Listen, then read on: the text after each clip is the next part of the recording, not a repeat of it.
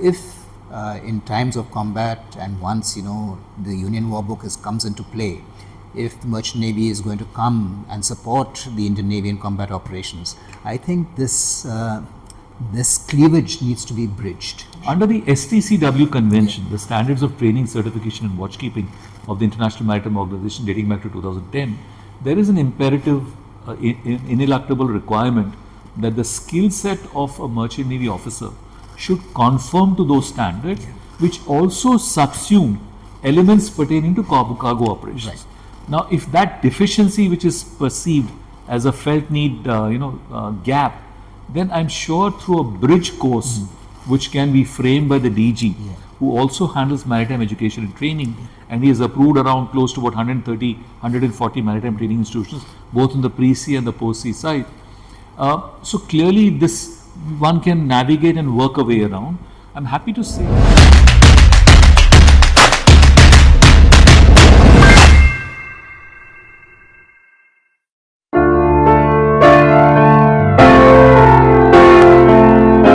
Good evening everyone, and welcome to the next episode of WM Dialogues. I'm proud to have as my guest today Mr. Deepak Shetty, an old friend and someone who has come and played a big role, I would say, when I was here as a commandant of the War College, and educated us a lot on shipping. His experience in this field is immense. He's been the additional DG Shipping from 2011 to 2014. That's correct. And 2 years after that as the DG Shipping in the rank of Secretary. So 6 years in this field, which I don't think anyone else has probably done a continuous sort of tenure for that long at that level. It has been surpassed by my immediate successor, Okay. Mr. Amitabh Kumar, who did a 7.5-year stint. Okay. So he is extremely well versed in this field, and I thought we'll start by asking him about the organization of DG Shipping. And in the recent shipping bill, there is a move to rename DG Shipping as the Director General Maritime Administration. So if you can tell us, is there going to be a change of role also? Is it going to be more expansive, and why this change is going to come in? Sure. So the Directorate General of Shipping under the Ministry of Ports, Shipping and Waterways is the designated National Maritime or Flag Administration of India. The origins of which goes back to 1949.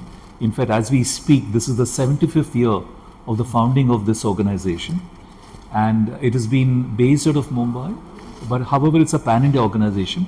It is a single point of interface with the entire global maritime ecosystem. It has direct interactions with the International Maritime Organization, which is a global shipping regulator, and also with the counterpart maritime administrations the world over. Right. So it operates at an international level, at threefold, the regional and the national level. And it has an expansive remit, which is derived from out of the mother piece of legislation, which is the Merchant Shipping Act 1958. It's overarching in terms of maritime security, maritime safety, combating marine environmental pollution, maritime education and training, maritime legislation, capacity building, and a whole lot of facilitation that it does. In fact, I don't recall a single instance where the DG doesn't have a say in decision making pertaining to either the shipping domain or the logistics and supply chain, which is an adjunct to this activity. And so over a period of time, the organization has shed its regulatory baggage, and it has now got into a facilitational mode. And increasingly it is perceived to be fairly industry friendly. Of course, we still need to cover a lot of ground in that direction. I think one way to push the envelope is to ensure that there is digitization of all the service provisions that the Office of the DG does make. Now, to the point that you raised, that there is now a move afoot through a legislative process of rechristening the Office of the DG Shipping as DG Maritime Administration. This is now pivoted in the Merchant Shipping Bill 2025, which as we speak has cleared the Lok Sabha. It is awaiting a formal ratification in the Rajya Sabha, following which it will follow the normal process of assent from the President before it gets notified. But be that as it may, the underlying rationale of renaming this is more just to position this organization so as to shed that regulatory image and to say that it's more industry friendly and it is all subsuming in its role.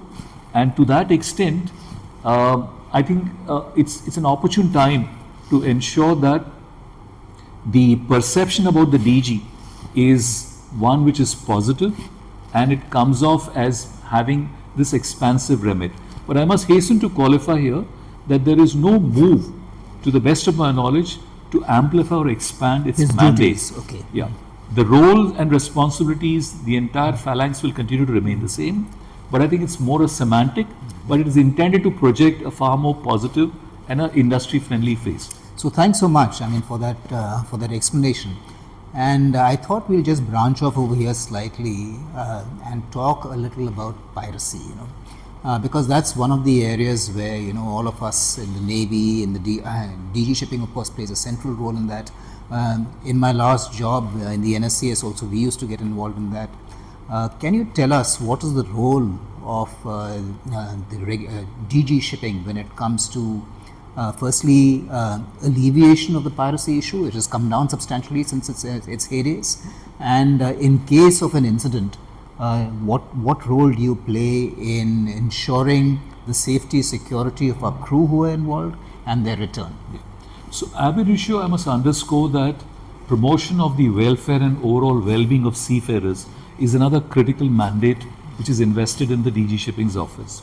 So I recall I had the opportunity to be very closely involved up front and center from around 2011 when I came into this organization as additional DG, and there was blown Somali piracy phenomena which was raging at that point in time. As you recall, this of course dates back to around 2008 when its new avatar it morphed into a very virulent form, and then you have a naval asset deployed as part of the constabulary functions back in, I think, October 2008, right. In those waters. But fast forward, when I came in, I quickly figured out that at that point, there were 52 Indian seafarers who were hijacked in merchant ships. And the only silver lining, if I may put it that way, is that none of these vessels was an Indian flag vessel. Okay. It was wholly coincidental. It was fortuitous in that sense. It's also attributable to the fact that about 75 to 80% of seafaring jobs which come the way of Indian seafarers happen to be on board foreign flag vessels. So that's statistically an empirical basis. So 52 seafarers who were holed up under extremely arduous circumstances. I mean, it is incredulous the way they were able to survive in captivity ranging from around 2 months going as far up to about 4 years, 1 month and 16 days. Now, the role that the DG had to discharge at that point was to interface from a civil administration and liaise with the Navy. And we also took upon ourselves the task of coordinating very closely with allied ministries, such as the Ministry of External Affairs, the Ministry of Defense, the Ministry of Home Affairs, and several other international players. Because as you're aware, the Blue Book of Protocol prohibits any engagement with, let's say, a criminal syndicate, such as a piracy group.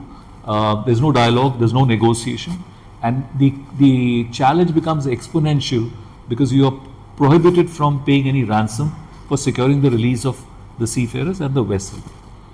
So, in the face of these constraints, what I did at that point in time was to go about not only interfacing with these ministries and organizations, but also reaching out to international institutions which were playing a pivotal role in trying to bring some sense and sanity into the proceedings.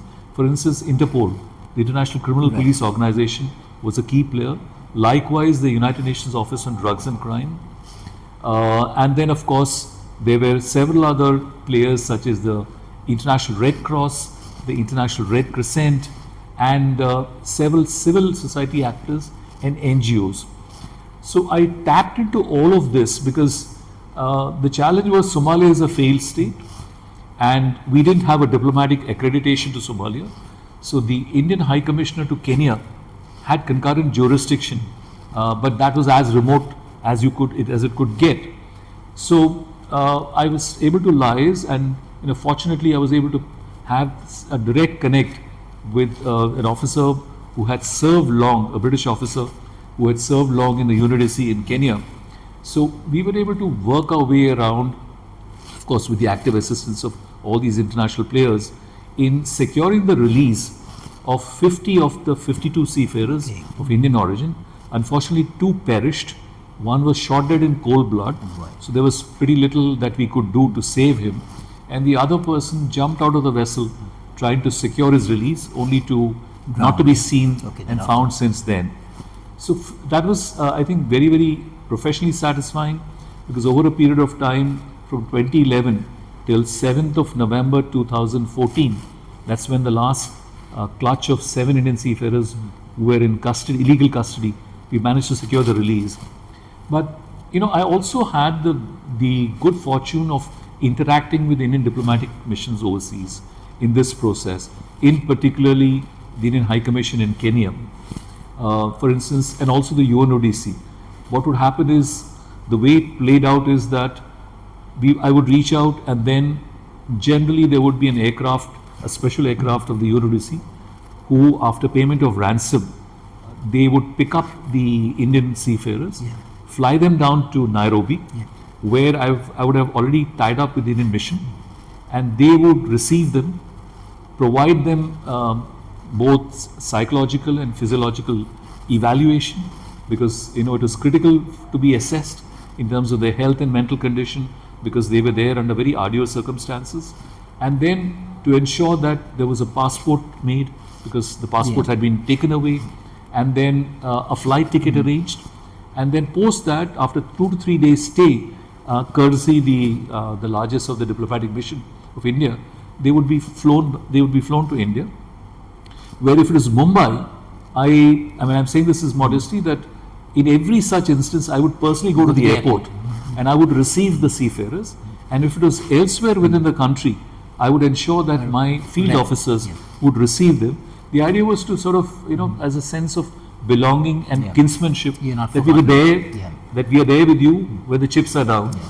And so when they were brought in, we would then put them up in hotels at a Government of India expense. In the meanwhile, I would continue to interact with the families of these unfortunate seafarers who were in captivity for long periods of time. I managed to secure solatium, or honorary grants from the Government of India, ranging from around 6 lakhs to about 12 lakhs in different installments, which in a manner of speaking enable these families to be able to sustain themselves and continue their livelihood. So I had just to interrupt, you mentioned that we don't negotiate, we don't pay ransom, but again you mentioned that when once a ransom was paid. Correct. So how do you reconcile that? Well, that's the ground reality.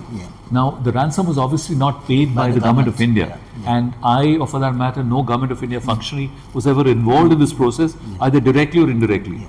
But be that as it may, the ship owners, the P&I insurance clubs, they would appoint a negotiator, etc., and then so there was a formal negotiating team. So there were lawyers, then there were seasoned negotiators who would interact with the pirate groups, what we call as pirate action groups, and they would negotiate, get proof of life, following which, after a very protracted process, this would culminate in those payments, which was from overseas. It was a remittance made. Obviously, we were not really concerned with the kind of channels that they used for this purpose. But the important point was that by constant coordination and liaison with all of these agencies, we were able to successfully get these 50 persons back over a period of around 3.5 years. So for proof of life, if you please allow me, just wanted to mention, it is very interesting as to how we facilitated securing the proof of life, because they are under extremely daunting, forbidding circumstances.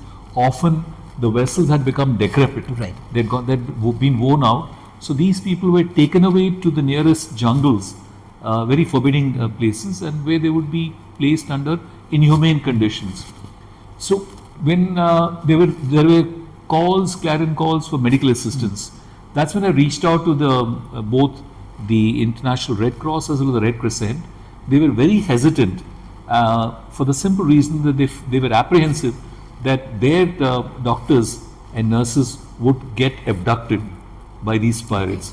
So we had to take recourse through the UNODC officer whom I knew in person to tap into local, quacks, the homegrown doctors who would then reach out to these people who had that confidence, and they would confirm that yes, this person is alive, and we would of course speak to the person, and that's how it went on, and eventually we So I'm glad we've talked about all this, because this is almost a forgotten story. But actually piracy, while it might have diminished over the Horn of Africa, now I mean, in my last job, I know in the Gulf of Guinea again, it's coming up again over there. There are multiple cases, I think, in recent years of people getting abducted, and again negotiators being appointed, etc. But anyway, be that aside, let's move on. And I thought, one thing that is really quite current right now is, for a variety of geopolitical reasons, is the rollout of sanctions. Okay. And the sanctions are typically trade related, and the main instrument of trade, of course, is shipping. True. So in that case, does DG Shipping get involved in this, and from a regulatory standpoint, and what is your enforcement mechanism? Well, that's a fascinating question, and I speak from my first-hand experience on two occasions. The first one was in 2013. Incidentally, I may just give you a backdrop. Yeah. There are around a range of 19 sanctions which emanate from resolutions of the Security Council of the United Nations, which is authorized under the UN Convention to have this brought into play. And almost all of these 19 sets of sanctions applied across geographies for multiple purposes, very disparate often, some ranging to from North Korea to Libya and Somalia and what have you.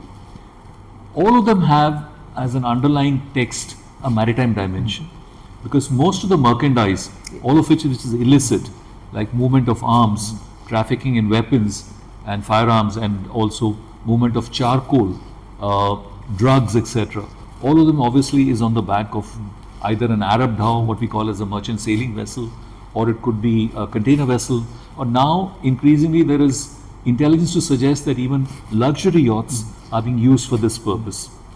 Now, so the sanctions, the twofold sanctions which I had first-hand experience of actually dealing with, the first one dates back to 2013, where the Permanent Mission of India in New York, accredited to the UN, was informed by the Security Council division pertaining to sanctions that 72 Indian flagged MSVs, merchant sailing vessels, and most of them happen to be from Gujarat, which is completely coincidental, that they had been in breach of the UN Security Council Resolution 751, which is the oldest Security Council resolution in place since 1991. Okay. And that is applicable to Somalia. So the allegation was that purportedly these MSCs had carried possibly regular merchandise, but on the back of it there was a suspicion that they could have been involved in some of the illicit trade. That was not corroborated though. But having gone to Somalia, in ports like Bosaso and Kismayo in the southern part of Somalia, that on their return leg, typically they were to come back in ballast without any cargo. But they were forced at gunpoint, reportedly, by Al-Shabaab, the affiliate of Al-Qaeda, who has sway over large swathes of land, tracts of land in Somalia, to pick up consignments of charcoal from Somalia. Charcoal is, of course, a precious natural resource. Somalia has abundant reserves of charcoal. The UNSCR 751 of 1991 had proscribed the export of charcoal from Somalia because that was tantamount to depriving the locals of a precious natural resources, and also that it was tied directly to Al-Shabaab's revenues. So the allegation made in this resolution was that these 72 Indian vessels had brought in their reverse leg consignments of charcoal, and they had offloaded in different destinations in the Middle East. So this was the claim made, and through the MEA, the Ministry of External Affairs, it came to me as additional DG. So then I was tasked to do the course correction. So in that process, it took me quite a while because I had to call in multiple meetings, rounds of negotiations, dialogue with the owners of these bodies, many of whom are illiterate, and they come from very, very modest backgrounds. but I also managed to rope in 2 or 3 representative associations of these MSVs. Over a period of time, of course, there were a number of counter arguments made, that they were victims rather than perpetrators of any crime. So they were forced literally to by Al-Shabaab. So be that as it may, through some measures of invocation of the provisions of the Merchant Shipping Act, drawing a red line and saying that you will not cross this boundary and that you will report all these instances. So between, if I recall, it was July 2013 to about April, May 2014, we managed to successfully turn things around, ensure almost 100% compliance thereafterwards. And then a formal report was prepared and submitted by me to the MEA, and through the Indian Permanent Mission in the UN, which eventually was accepted and the sanction was lifted. So this is one specific instance. Fast forward to 2016, I even recall the dates vividly. 27th of April 2016, I happened to be the DG by then, and one fine morning I got a call at around 5:30 in the morning from the Indian Permanent Representative, then Mr. Syed Akbaruddin, at around 5:30 AM, saying that he had just come off a meeting of the UN Security Council and that a sanction had been imposed for one Indian flag merchant vessel of a company again of Indian origin, and I will refrain from disclosing the name of either the vessel for reasons of confidentiality, and that this vessel had purportedly picked up a large consignment of around 6 lakh barrels of oil from a national oil company in Libya, which was reportedly under the administrative control of a parallel regime in Libya, which is not recognized by the UN. As you're aware, Libya has had this history after its fracture, where there have been more than 2 governments, one of which has been recognized formally by the UN. So be that as it may, in this particular instance, this consignment was picked up from a NOC, National Oil Company, which is under the control of an alternate regime. And so that was an infringement of this UN Security Council resolution. By then, I got into the act. I was monitoring it almost on a half-day basis, and then it turned out that the vessel had reached Malta, its destination to offload this. Then I had to give directions formally as DG Shipping under the provisions of the Merchant Shipping Act, asking the vessel to turn course and come back to Libya and discharge the cargo under UN supervision, which I had organized with the assistance of the Permanent Representative of India to the UN, as well as the Indian Ambassador to Libya then. So it took about a week or so. The vessel came back and the entire 6 lakh barrels is offloaded, duly accounted for, certified by the UN, after which I sent a formal report. But then in the meanwhile, I also wanted to see whether there was any complicity or the involvement of the Indian flag company. I called for the charter party agreement, went into it exhaustively, and I found a clause that this was a charter for a long term of 18 months. So by law, the vessel owner is only the beneficial owner. When you have a long term charter party agreement, the owner who takes over becomes the disponent owner, quote unquote, by law.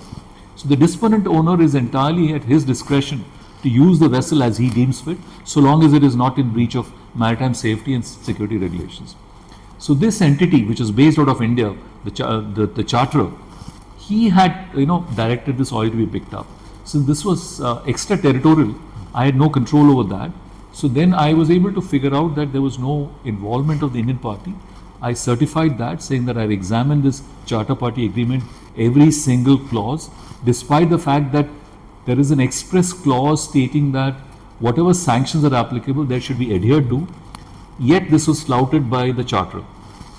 That said, the report was sent, it was accepted, and to this day, and I am saying it again with humility here, that from 27th of April 2016 and by 12th of May 2016, in a span of just 16 days, we were able to manage to lift that sanction, which I believe is the fastest time period till date from a process of a sanction application to the de-sanction. So that was another occasion where I was able to deal with it there first are hand. sanctions and sanctions. These sanctions you're talking about are UN mandated sanctions and Correct. of illegitimate cargo. But I mean, in today's context, there are sanctions of legit cargo, by US sanctions for oil, for example. Individual countries. Yeah. So does the DG Shipping get involved in these activities also? So there are specific cases are not reported to us. at least not during my tenure, where there are sanctions which are imposed by individual sovereign nations. The EU does it, the US does it under OFAC, but none of those is brought to our notice. That, for example, very recently, 6 Indian entities dealing with oil pertaining to Russia purportedly, they were sanctioned by OFAC, the Department of Treasury in the US, but that did not come to the notice of the DG. That was a unilateral sanction that was imposed. So usually what happens is the P&I cover normally would have been assessed by the sanctioning authority, and if they'd figured out that this was a merchandise which was in breach of let's say the normal sanctions regime, or it was decided that this is not something which should have happened, then it is entirely the decision, the call of the entity imposing the sanction. I don't recall a single instance during my tenure, and dare I say that even now, I don't think there's any process of prior consultation with the DG. Okay. It's just that post such an imposition, the DG may be called upon to look at from the point of view as to whether that vessel is flagged or registered in India. Okay. And because the DG is the maritime administrator and the flag registering authority, in those instances probably then he can take corrective action against those firms. So I think we've covered a lot of ground, and I thought we'll finally end this conversation with, in all my years in the Navy, and a lot of people who I've interacted with, we are two seagoing services. In many ways, we are like chalk and cheese. We don't understand each other. We operate, while we're operating in the same medium, there's a certain amount of opacity, in understanding what the other does. And if in times of combat, and once, the Union War Book comes into play, if the Merchant Navy is going to come and support the Indian Navy in combat operations, I think this cleavage needs to be bridged. Sure. And it Could has agree to be with you more. It has to be sort of a much greater understanding. Of course, there are, I think, certain courses, certain programs where even I've escorted certain merchant naval captains who've come around and seen various ships and submarines. So it's likewise, but one of the ways you can bridge this also is by having a larger number of people who retire from the Navy, for example, join the Merchant Navy. And to me, it seems strange, particularly when I see, sailors who've spent 12 to 15 years operating, large, maybe marine gas turbines or, IC engines, etc., Sure. or steam turbines, all of which have got marine applications.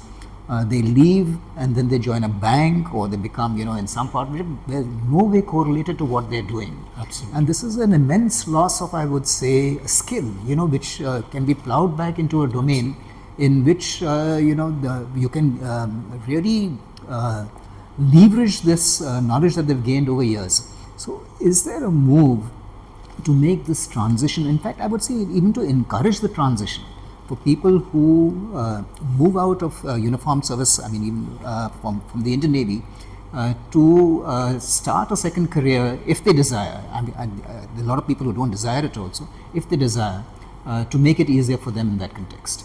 So I couldn't agree with you more as a very valuable proposition, because this clearly there is so much of symbiotic connect between the two. It's usually, as a cliche, it is said that the Merchant Navy is the second line of defense, and it is hugely complementary to what the military Navy does.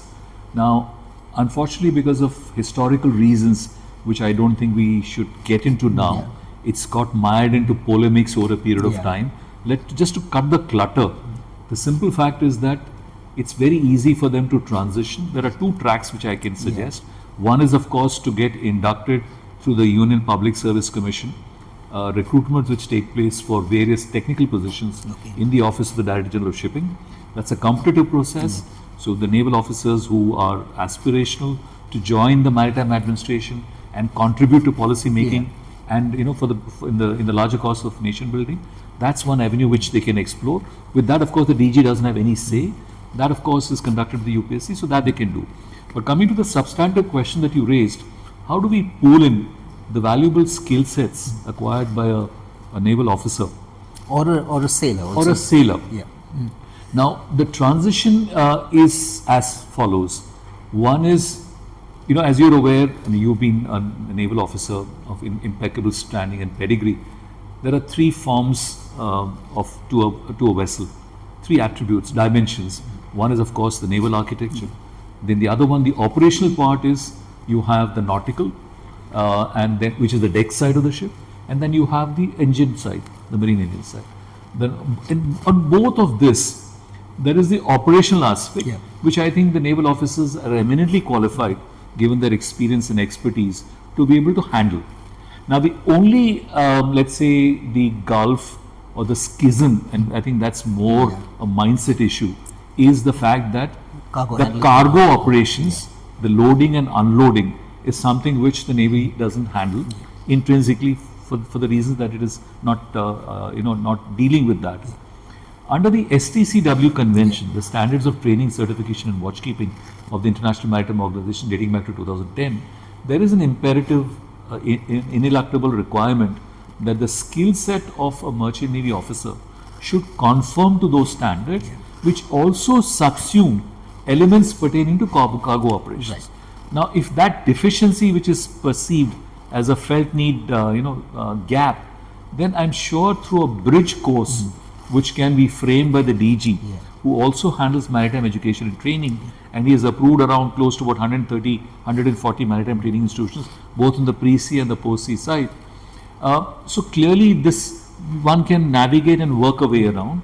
I'm happy to say that I understand that very recently there is already a move afoot of partnership or collaboration being stitched between the DG shipping and the Indian Navy to exactly for this very purpose. So hopefully this will pave the way going forward, where a bridge course will be designed by the DG shipping in conformity with the international obligations which it has under the STCW Convention, which it has ratified into the Merchant Shipping Act, and it is subject to audit by the International Maritime Organization. So it has to be in consonance both in letter and spirit. So if that bridge course is designed in such a way that it meets those obligations and also serve the purpose of enabling a flow of officers and sailors from the Navy into this, and I'm sure that will work around. But at the end of the day, this will also have to entail another nuance, which is to propagate the larger message through the medium of the DG shipping, that this pathway is now being created, and that these are those invaluable skill sets which naval functionaries can bring to bear, and that's something which you should have a dialogue with the industry associations, and where the Navy should also participate. It remains for me to thank you once again for taking your time out and having this conversation. It's quite a revelation, I think, on numerous issues for us who are very, I would say, invested into the sea and into the maritime domain. Thank you so much. Mr. Shetty, of course, is, he really takes his time out to come to, I know that at Wellington, at the Staff College, at the Naval War College over here. Thank you here for your service in that respect, and thank you for, an absolute privilege and honor. Delighted to be here with you. So with that, thank you all viewers, and look forward to many such interactions in future. Thank you.